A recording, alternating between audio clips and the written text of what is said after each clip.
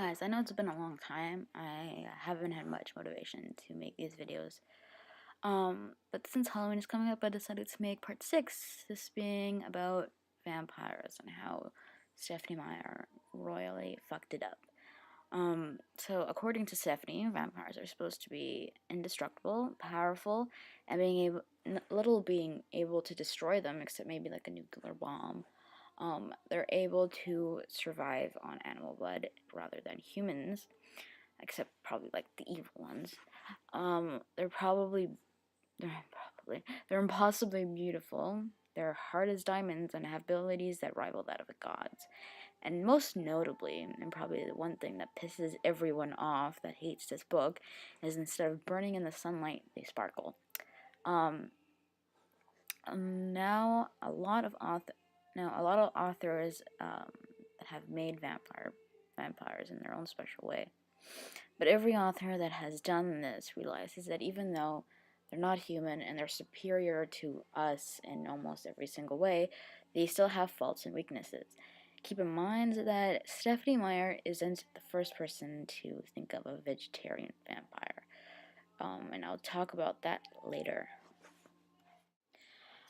Originally, in old folklore, vampires are supposed to be rabid creatures that resemble that of an animal with rabies, that attack without thinking. Actually, centuries ago in the Western world, people thought that people who had rabies were vampires, and that is how that started. Some people also thought that people with red hair were vampires.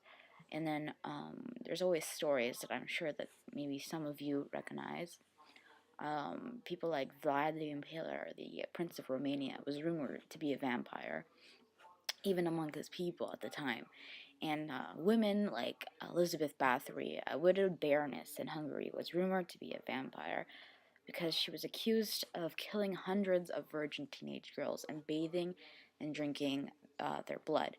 A lot of people believe that she did this, but more to stay youthful.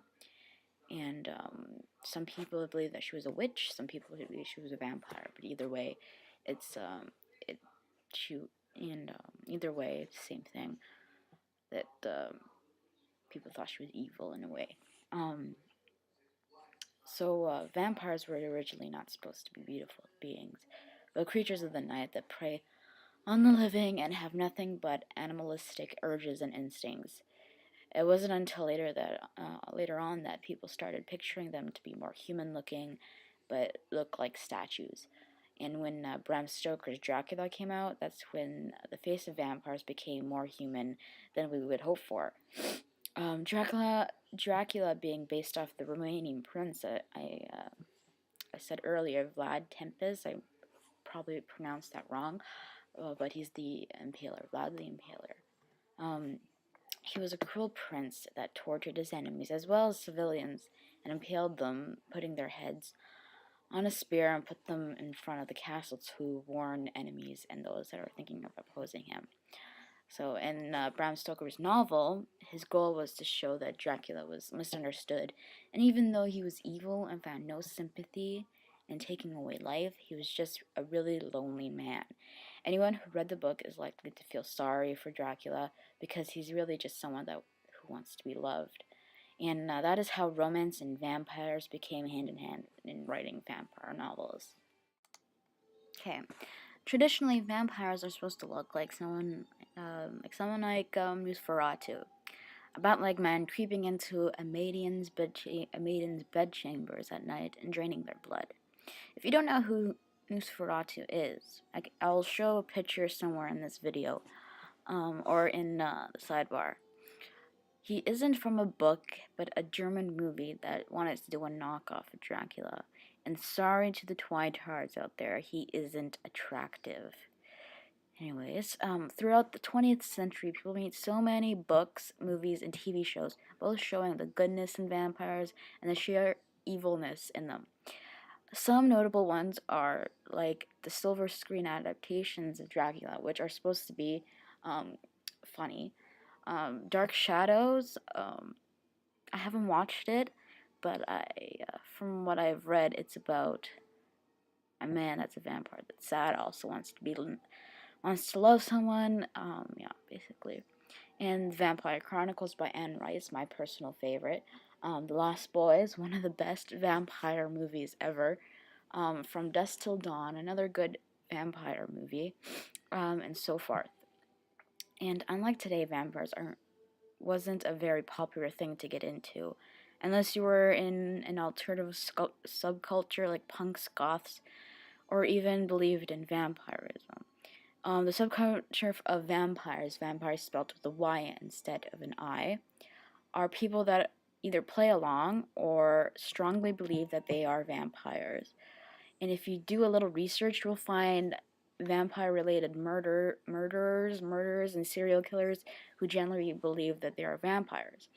Actually, some time ago, I'm not too sure when it happened.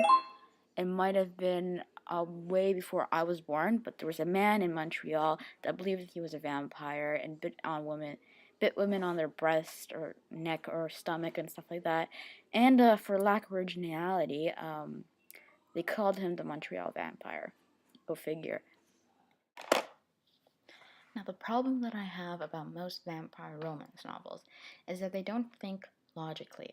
Edward, for example, is old enough to be Bella's grandfather, or a friend of her grandfather, and therefore, young looking or not, it's kind of fucked up dating someone your grandparents' age, or even your great grandparents' age. Then, of course, there's the dead factor. If you don't know, necrophilia is illegal.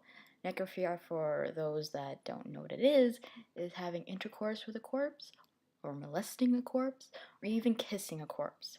And the technical term for vampire is animated corpse. That brings me to my other point.